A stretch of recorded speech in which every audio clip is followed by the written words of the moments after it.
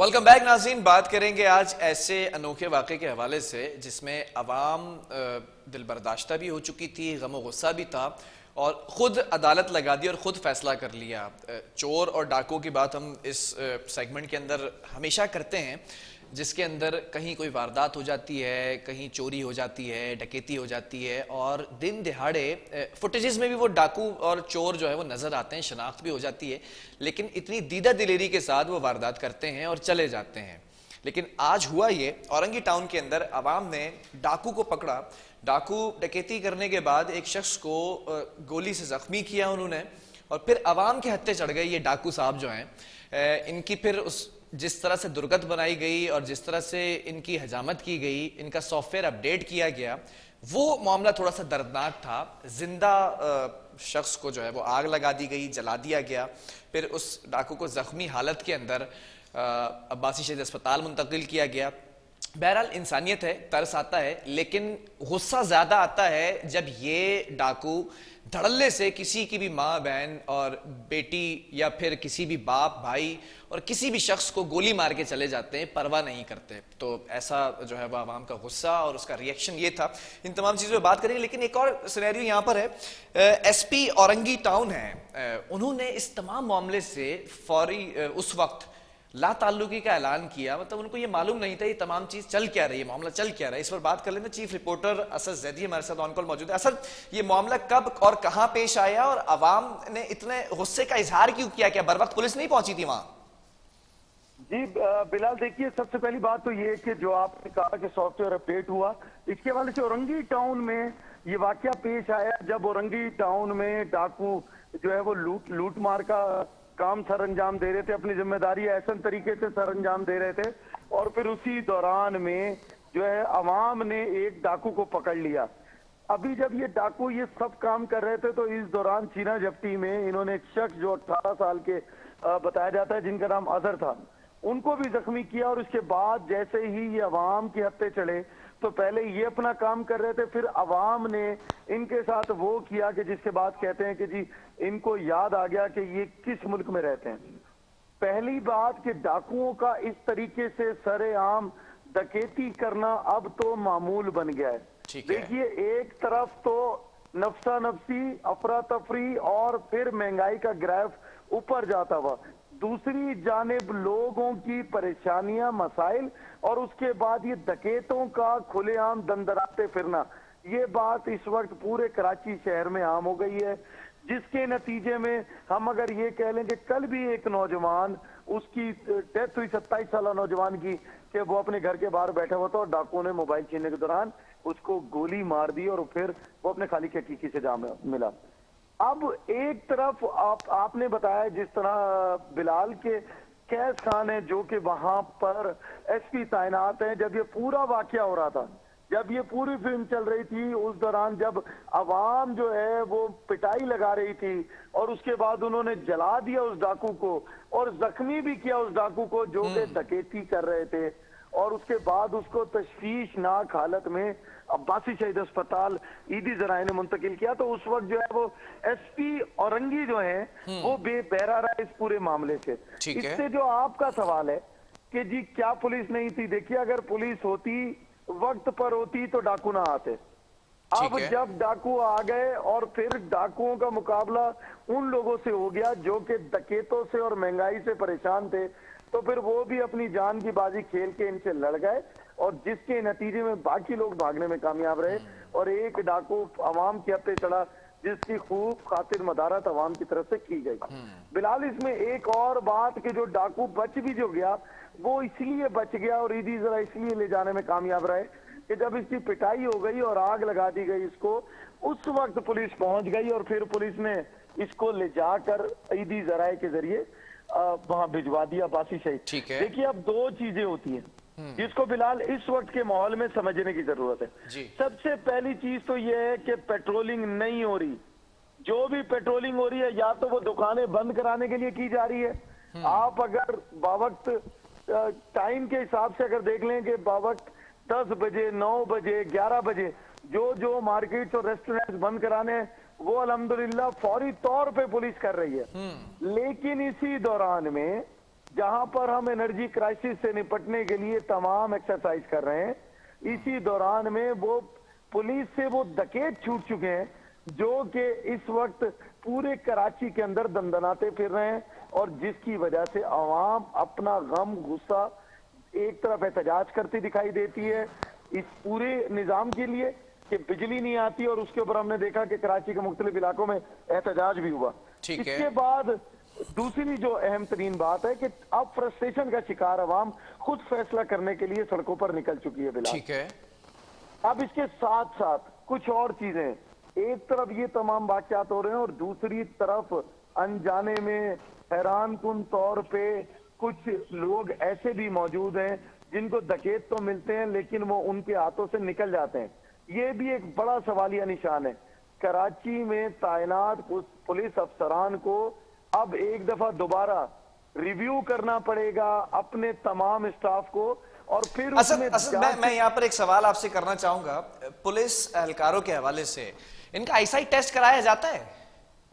बिलाल, आप तो eyesight test की बात कर रहे हैं। नहीं, just a quick answer. Eyesight test कराया जाता है इनका या नहीं कराया जाता है? जो एहलकार सड़कों पर गश्त करते हैं, पिकटिंग, स्नैप चेकिंग और जो गश्त होता है, कोई टेस्ट अवेलेबल नहीं है, ऐसी कोई एक्सरसाइज, कोई टेस्ट, ऐसी कोई एसओपी अवेलेबल नहीं है। क्योंकि बड़ी मजे का खेज जो है वो इनकी हरकत और सकनात होती हैं आम आदमी के लिए। 10, साढ़े 10 या 11:30 बजे जहां पे भी रेस्टोरेंट्स बंद करने की बात की है, ये नौजवान बड़ी फुर्ती से, बड़ी दीदा दिलेरी से अपने फराइज सरंजाम देते हैं और एक आम शहरी का जाके रेस्टोरेंट बंद कर देते हैं, विच इज वेरी गुड कि आप लॉ की जो है वो पासदारी करते हैं। लेकिन ये डकैत इनकी नजरों से बच कैसे जाते हैं? तो शायद आईजी साहब को टेस्ट कराना चाहिए इन एहलकारों का, या एक चश्मा लगा दें इनको जिससे इनको ये डाकू और चोर नजर आ जाएं। देखिए बिलाल, बात ये है कि आपने जिस बात की निशानदही की है, एक तरफ तो ये दुकानें बंद कराते दिखाई दे रहे हैं, रेस्टोरेंट बंद कराते दिखाई दे रहे हैं, लेकिन डाकुओं से मुकाबला करते पुलिस जो है वो नहीं दिखाई देती। एक वाकया जो अभी हुआ जिसके अंदर पुलिस डाकुओं से मुकाबला करते हुए हमें दिखाई भी दी, वो वाकये का भी मैं भी जिक्र करूंगा। लेकिन जो आपका सवाल है, देखिए बिलाल, कराची पुलिस चीफ जब तब्दील हुए तो उनकी जगह पर जो अब पुलिस चीफ आए वो भी कराची में एक बड़ा अरसा स्पेंड कर चुके हैं। इसके बाद जो आईजी सिंध है, जब आईजी सिंध की बात करेंगे तो आईजी सिंध वो है जो 2 बार कराची पुलिस चीफ लगे। उनकी इस्लाहात हैं पुलिस के हवाले से, उनकी वर्किंग है पुलिस के हवाले से। अभी 7,000 के करीब हमने पहले एक प्रोग्राम में बताया कि वेपन्स, पिस्टल छोटे भी लेकर आ रहे हैं।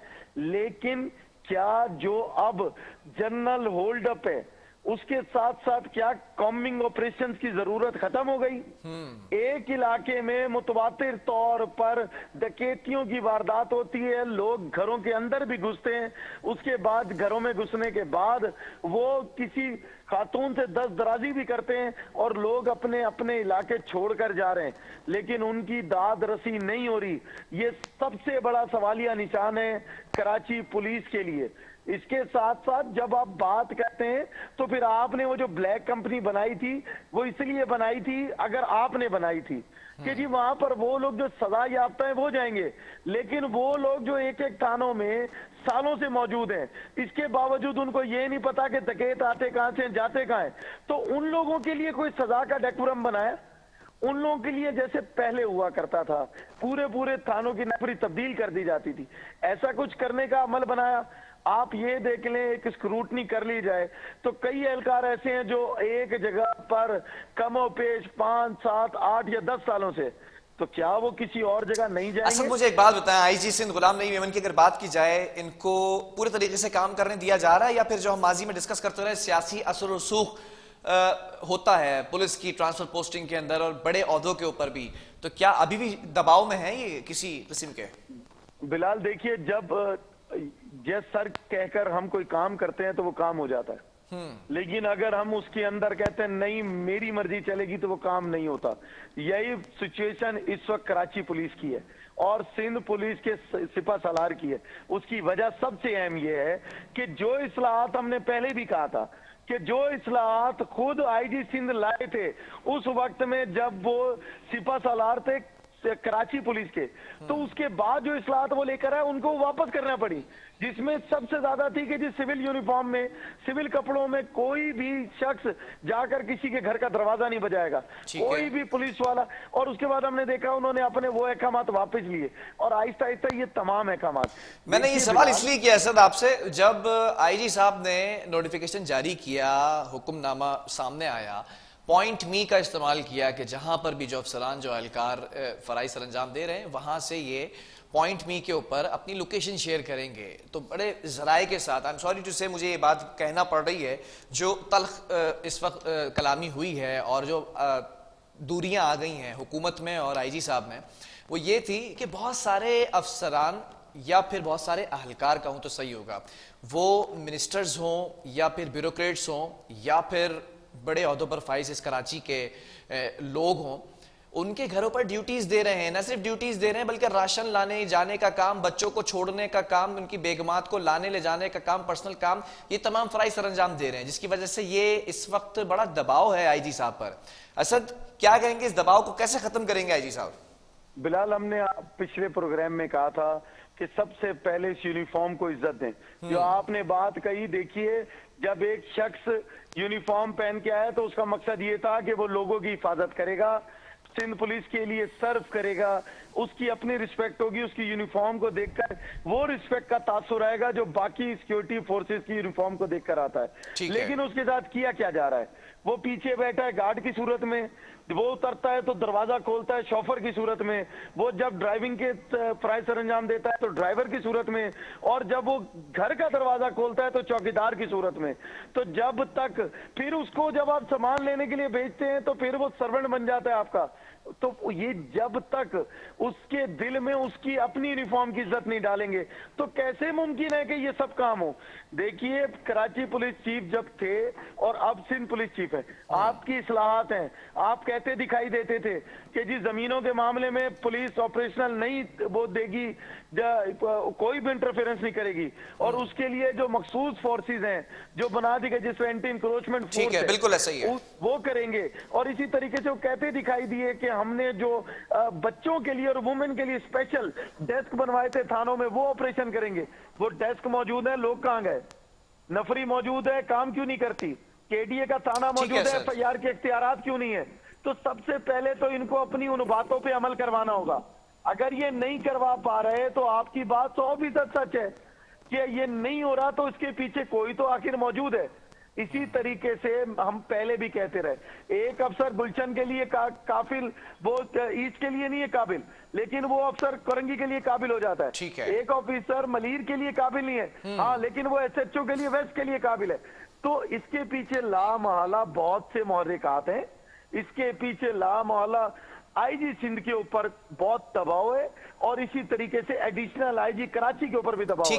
ठीक है, बहुत शुक्रिया सर। इसके ऊपर बड़ा डिटेल में गुफ्तगू करेंगे बाद में। चीफ रिपोर्टर असद जैदी हमारे साथ मौजूद है। नाज़रीन, मामलात जो यहाँ पर डिस्कस किए गए हैं, जो बातें डिस्कस की गई हैं, उन पर गौर करना इंतहाई जरूरी है, खासतौर पर सिंध हुकूमत को। सिंध हुकूमत हमेशा इस बात का दावा करती रही है कि सियासी असर रसूख नहीं रहता सिंध पुलिस पर, लेकिन जरा ये बताते हैं कि माजी ये गवाही देता है, तारीख ये बात बताती है कि जो भी यहाँ पर आईजी सिंध आए वो दबाव का शिकार रहे हैं। आईडी ख्वाजा साहब जब सामने खड़े हो गए थे तो किस तरह से सिंध हुकूमत आमने सामने तीन के और किस तरह से अदालत की सपोर्ट ली गई थी। फिर अब ये जो आईजी साहब आए हैं, गुलाम नबी मोमिन साहब, इनके लिए भी बड़े मुश्किलात हैं, बड़ा दबाव है, इन पर प्रेशर है।